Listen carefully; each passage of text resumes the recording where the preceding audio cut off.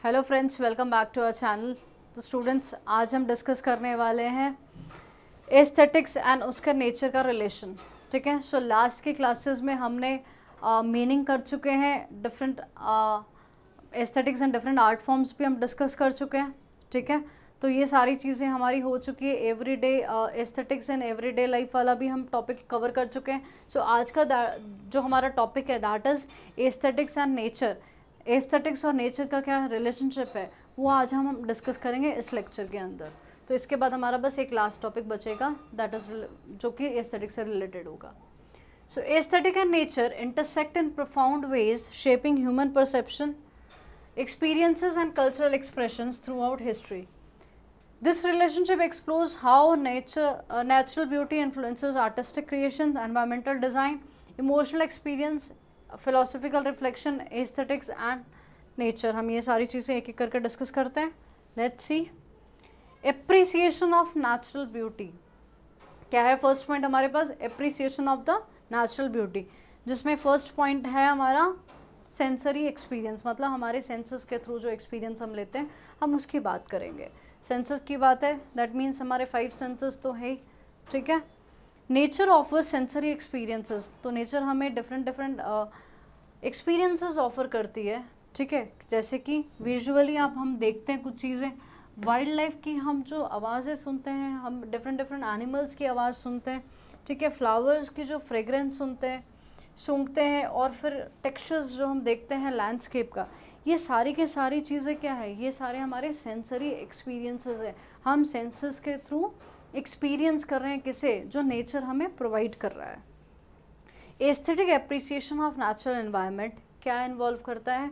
Sensory perception, हम किस तरह चीज़ों को सेंसेस से परसीव कर रहे हैं, इमोशनली किस तरह हम रिस्पॉन्स करते हैं, और किस तरह हम चीज़ों को इंटरप्रेट कर रहे हैं। तो हम पहले सेंसेस से क्या कर रहे हैं, परसीव कर रहे हैं, ले रहे हैं, उसके बाद हम किस तरह रिस्पॉन्स कर रहे हैं और किस तरह वो चीज़ों को हम इंटरप्रेट कर रहे हैं।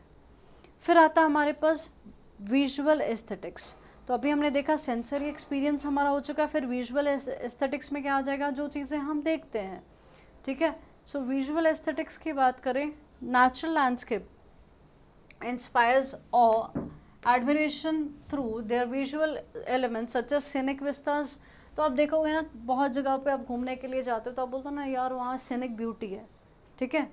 तो सीनिक ब्यूटी हो गए, जियोलॉजिकल फॉर्मेशंस हो गए, डाइवर्स अलग अलग तरह के इकोसिस्टम हो गए। तो ये सारी की सारी चीज़ें क्या है, ये हमारे नेचुरल लैंडस्केप इंस्पायर करता है ये सारी चीज़ें। ठीक है। आर्टिस्ट एंड फोटोग्राफर्स क्या करते हैं, ये लोग ये कैप्चर करते हैं नेचुरल ब्यूटी को, किसके थ्रू, कॉम्पोजिशंस के थ्रू, लाइटिंग के थ्रू, इफेक्ट्स डाल के, seasonal changes that evoke emotional and aesthetic responses. तो आप देख रहे हो जो नेचुरल ब्यूटी है, जो नेचर हमें ब्यूटी प्रोवाइड कर रही है, आप देखोगे कि फोटोग्राफर्स है, जो आर्टिस्ट होते हैं, उसे कैप्चर करते हैं, डिफरेंट चीज़ें उसे सपोर्ट देकर, जैसे कि लाइटनिंग वगैरह का सपोर्ट देकर उसे और अच्छा बनाते हैं, और अच्छा emotional and aesthetic responses include करते हैं, बढ़ाते हैं। Then we have soundscape. Soundscape की बात करते हैं तो नेचुरल साउंड हमें सुनने को मिलती है, कहीं आप घूमने के लिए जाते हो स्पेशली, आप देखोगे रसलिंग लीव्स, बर्ड्स की म्यूज़िक, बर्ड्स जो गाना गाती है वो, फ्लोइंग वाटर, आपने देखा होगा ना, वाटर जो फ्लो करता है उसकी अपनी ही एक ब्यूटीफुल आवाज़ होती है, to the acoustic aesthetic of outdoor environments. तो बेसिकली ये सारी चीज़ें क्या है, ये हमें आउटडोर एनवायरनमेंट क्या मतलब घर से बाहर हमें ये सारी चीज़ें, ब्यूटीफुल चीज़ें जो नेचुरल चीज़ें हैं वो देखने को मिलती है, जैसे कि रसलिंग लीव्स, बर्ड्स का गाना, और क्या, वाटर का फ्लोइंग, इसकी डिफरेंट आवाज़ें। साउंड्स ऑफ नेचर एनहांस, अगर आप नेचर में बैठते हो तो इसीलिए कहते हैं ना, बाहर जाके आप घर से बाहर एक्सरसाइज किया करो जहाँ पर थोड़ी ग्रीनरी हो, आपको देखना शांत वातावरण में अलग अलग आवाज़ें आपको सुनाई देती हैं, उससे क्या होता है, आपको रिलैक्स महसूस होता है। ठीक है। आप माइंडफुल होते हो, एकदम फ्रेश होते हो, इमोशनली आप अच्छे होते हो। ठीक है। Influencing artistic representation and music and art. ठीक है। नेक्स्ट क्या है, influence on artistic expressions. Influence on artistic expressions से सबसे पहले हमारे पास है विजुअल आर्ट्स। विजुअल आर्ट्स की अगर हम बात करें तो that is landscape painting, landscape painting की जब हम बात करें तो हमारे पास ट्रेडिशनल से लेकर कौन सी कंटेम्प्रेरी स्टाइल है। Captures natural sceneries, aesthetic qualities and emotional resonances. तो हम क्या देख रहे हैं, जो विजुअल आर्ट है, विजुअल आर्ट में क्या देख रहे हैं हम, नेचुरल चीज़ों को कैप्चर कर रहे हैं, ठीक है, सीनिक ब्यूटी को देख रहे हैं। Artist use colour palettes, brush strokes and perspective to depict natural beauty. तो नेचर की ब्यूटी दिखाने के लिए, जो एक्सपीरियंस की होती है उसको दिखाने के लिए क्या यूज़ होता है, डिफरेंट डिफरेंट कलर्स यूज़ करते हैं, ब्रश के स्ट्रोक्स यूज़ किए जाते हैं, ठीक है, जिससे कि कल्चरल एंड पर्सनल इंटरप्रिटेशंस भी जताया जाता है, रिफ्लेक्ट किया जाता है। Then we have literature and poetry. Writers जो होते हैं वो इंस्पिरेशन लेते हैं कहाँ से, नेचर की इमेज से, ठीक है, nature's imagery, metaphors and symbolism to evoke mood, reflect on human existence and explore spiritual connections.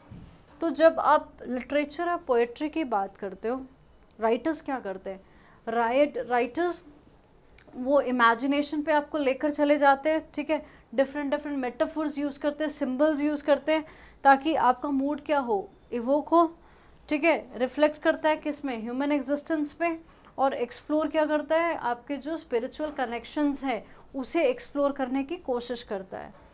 Nature poetry celebrates the sublime seasons and the transient beauty of natural landscape. Integrate क्या कर रहा है, अगर natural beauty की बात करते हैं तो हमारे जो सेंसरी जो परसेप्शंस है, जो हम परसीव कर रहे हैं सेंसेस से, उससे इंटेग्रेट किससे कर रहा है, इमोशनल एक्सपीरियंसेस के साथ, ठीक है। Then we have music and soundscape.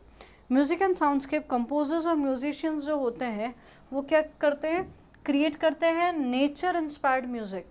क्या, नेचर से जो इंस्पायर की हुई म्यूज़िक है उसे कंपोज करते हैं, दैट मिरर्स एनवायरमेंटल रिदम्स। जैसे मिरर का मतलब क्या है, same as it is, environmental rhythms, natural sounds and emotional responses. तो ये सारी चीज़ें वो क्रिएट मतलब ये सारी चीज़ें वो क्रिएट करते हैं। I don't know why it is written here. Sound artist experiment with field recording. जो साउंड आर्टिस्ट होते हैं वो किससे एक्सपेरिमेंट करते हैं, जो फील्ड रिकॉर्डिंग होती है उससे, ambient compositions and environmental sounds to explore acoustic landscape and ecological themes. Then we have next is environmental design and architecture. Environmental design and architecture की जब हम बात करते हैं, so we have biophilic design. क्या है biophilic design? We have already discussed about this term. Biophilic design क्या है, ये एक ऐसा अप्रोच है आर्किटेक्चर का that seeks to connect building occupants more closely to the nature. तो जो भी ऑक्यूपेंट्स है बिल्डिंग के, जो भी वहाँ रह रहे हैं, वो किससे ज़्यादा जुड़े रहे, नेचर से बहुत क्लोज रिलेशन बनाए। Biophilic design buildings incorporate things like, biophilic अगर इसके बिल्डिंग के स्ट्रक्चर की बात करें तो इसमें आप देखोगे कि बहुत सारी चीज़ें देखने को मिलती है, जैसे कि नेचुरल लाइट, वेंटिलेशन हो गया, natural landscape features such as indoor spaces with greenery, जो मैं आपको बता रही थी ना कि अंदर ही ग्रीनरी आपको देखने को मिलेगी, and other elements for creating an aesthetic and healthing and other elements for creating an aesthetic and healthy environment for people. तो ऐसा एनवायरनमेंट जिससे कि लोग हेल्दी रहें, मतलब सी बायोफिलिक डिज़ाइन क्या है, बायोफिलिक डिज़ाइन एक आर्किटेक्चर का एक अप्रोच है जहाँ पर बिल्डिंग के जो रहने वाले लोग हैं या फिर इस तरह वो डिज़ाइन की जाती है ताकि लोग आपस में नेचर के साथ कनेक्टेड रहे, जैसे कि नेचुरल लाइट आती रहो, वेंटिलेशन हो, अंदर कुछ ग्रीनरी हो। इससे क्या होगा कि आप की हेल्थ क्या है, अच्छी रहेगी, आपका मूड अच्छा रहेगा, आप पॉजिटिव सोचोगे, आपकी वाइब्स आसपास की क्या रहेगी, पॉजिटिव रहेगी, ठीक है। Then we have sustainable architecture. Sustainable architecture का मतलब क्या है, सस्टेनेबल डिज़ाइन होना चाहिए, ठीक है। क्या प्रायोरिटाइज करता है, एस्थेटिक दैट हार्मोनाइज विथ, ऐसा स्ट्रक्चर जो हार्मोनाइज करे किसके साथ, नेचुरल सराउंडिंग के साथ, इकोलॉजिकल इम्पैक्ट जो है, नेगेटिव इम्पैक्ट्स क्या हो, कम हो, और क्या करे, जो एनवायरमेंटल का प्रोटेक्शन है उसको प्रमोट करे। Buildings integrate energy efficient technologies, natural ventilation होना चाहिए, and passive solar design to blend aesthetic with ecological responsibility. तो क्या होना चाहिए, बिल्डिंग को इंटीग्रेट करना चाहिए किससे, एनर्जी एफिशिएंट टेक्नोलॉजी, जैसे कि एग्जांपल सोलर सिस्टम ले लो, ठीक है। नेचुरल वेंटिलेशन भी होना चाहिए और सोलर डिज़ाइन होना चाहिए to blend aesthetic with the ecological responsibility. Then we have emotional and psychological wellbeing. Emotional and psychological wellbeing की बात करते हैं तो we have restorative environment. Natural environments such as park, garden, wilderness area offer restorative benefits for mental health and emotional well-being। तो ये सारी की सारी चीज़ें आप क्यों चाहते हो, कई बार बोलता है ना अच्छा नहीं लग रहा यार, पार्क घुमाते हैं, गार्डन चलते, चलो। ओल्ड पेरेंट्स क्या करते हैं बेसिकली, शाम को कहाँ जाते हैं, गार्डन या पार्क घूमने के लिए जाते हैं। वाई दे गो, बिकॉज उनका मेंटल हेल्थ उनको लगता है वहाँ अच्छी रहेगी और emotionally they will feel good. Nature based therapies होती है जैसे कि इको थेरेपीज़ हो गई, या फिर फॉरेस्ट बेथिंग आपने देखा होगा, फॉरेस्ट एरियाज़ पे बात करना, ठीक है। यूज़ एस्थेटिक एक्सपीरियंसेस जिससे कि वो स्ट्रेस को रिड्यूस कर पाए, अपने मूड को अच्छा करे और रिलैक्स महसूस करे। तो डेफिनेटली जब स्ट्रेस नहीं होगा, मूड अच्छा होगा तो रिलैक्स ही फील करोगे। सो बहुत सारे लोग नेचर बेस्ड थेरेपीज़ भी लेते हैं, ठीक है। Then we have emotional resonance. Natural beauty elicits emotional responses of awe, tranquility, wonder and connectedness with the environment, ठीक है। तो नेचर की जो ब्यूटी होती है आपको एक अच्छा महसूस कराती है। आप जब नेचर के साथ कनेक्टेड रहते हो तो आप बहुत पीसफुल महसूस करते हो, ठीक है। Aesthetic experience in nature facilitate introspection, mindfulness, emotional healing through sensory engagement and contemplative practices.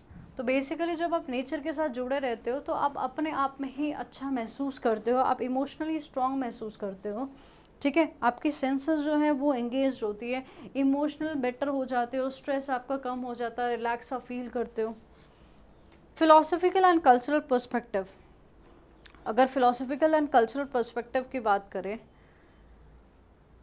Philosophical reflections पहला पॉइंट है इसका।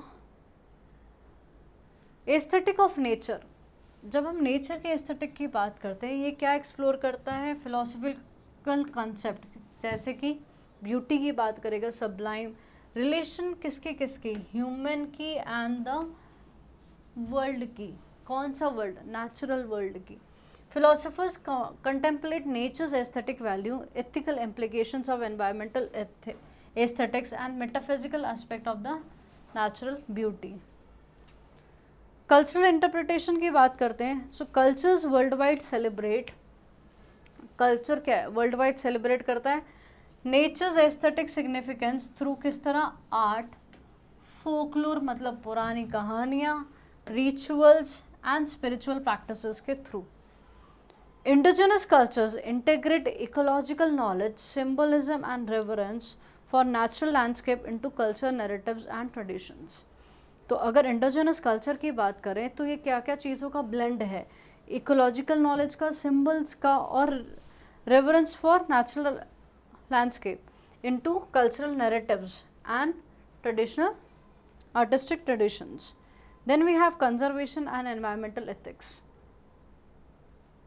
Environmental advocacy, aesthetic appreciation of nature motivates conservation efforts to preserve biodiversity, protect क्या, scenic landscape को protect करना और mitigate, किससे mitigate करना, reduce करना एनवायरमेंटल डिग्रेडेशन को।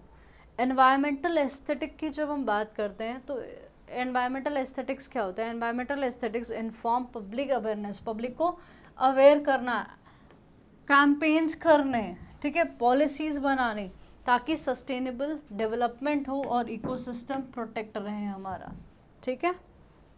Ethical considerations, so this is the last part of this topic, that is ethical considerations.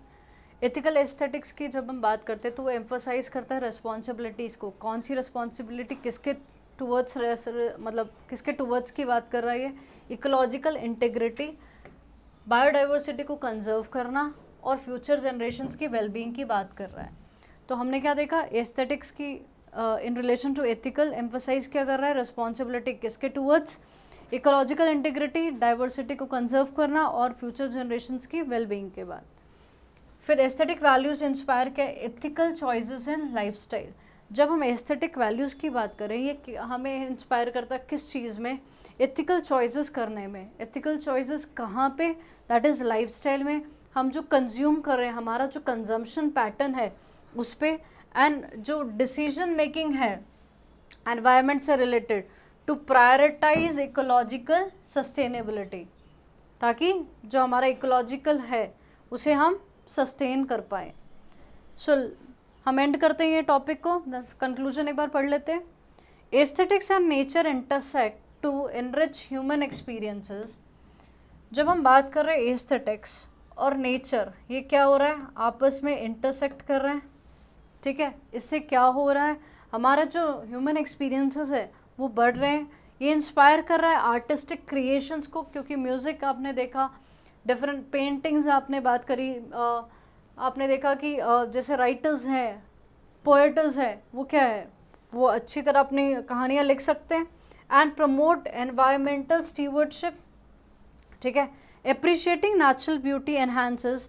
जब हम नेचुरल ब्यूटी को अप्रिशिएट कर रहे हैं तो उससे क्या हो रहा है, इमोशनल वेलबींग हो रही है हमारी, ठीक है। कल्चरल एक्सप्रेशंस है, फोस्टर करे उसे, और deepens philosophical reflection on human nature relationship. तो जो भी ह्यूमन और नेचर का जो रिलेशनशिप है, फिलोसफिकल पॉइंट ऑफ व्यू से हम उसे भी गहराई से समझ रहे हैं। By integrating aesthetic principles with ecological values, तो एस्थेटिक को हमने इकोलॉजी के साथ क्या किया, इंटीग्रेट किया। सोसाइटीज़ कैन कल्टिवेट क्या, सस्टेनेबल प्रैक्टिसेस। जब हम ये दोनों को इंटीग्रेट कर देंगे, ये दोनों को मिला देंगे, जहाँ पर हम एस्थेटिक को इकोलॉजी के साथ मिला रहे हैं, तो क्या होगा, सस्टेनेबल प्रैक्टिसेस को हम कल्टिवेट करेंगे, प्रिजर्व करेंगे अपनी बायोडाइवर्सिटी को, एंड एनहांस करेंगे अपनी क्वालिटी ऑफ लाइफ, आज के लिए भी और जो आने वाली जनरेशन्स है उसके लिए भी, ठीक है।